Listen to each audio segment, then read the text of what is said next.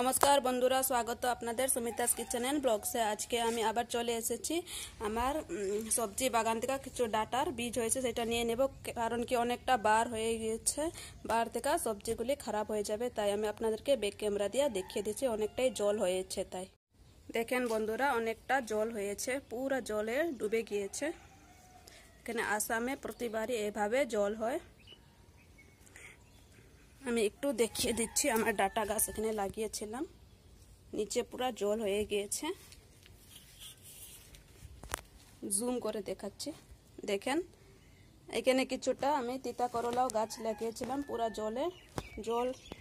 জলে ডুবে যাচ্ছে, দেখেন।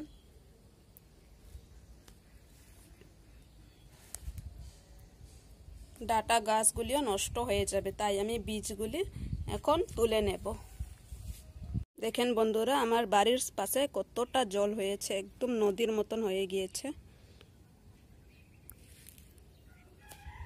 আপনাদেরকে আমি দেখিয়ে দিচ্ছি পুরা। দেখেন আমাদের রাস্তা, এটা কিভাবে আমরা যাব। অনেকটাই জল হয়ে গেছে, অনেকটাই। বীজগুলোকে আমি এখন নিয়ে নিচ্ছি।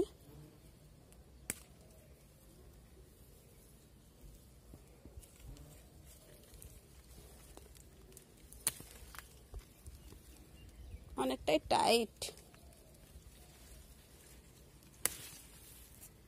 কি সুন্দর হয়েছিল গাছগুলো। এখন মনে হচ্ছে জলে পুরে বাঁচবে না আর, নিচে পুরা জল হয়ে গেছে। দেখেন বন্ধুরা, আমি অনেকটাই বিচি গাছ থেকে নিয়ে নিয়েছি।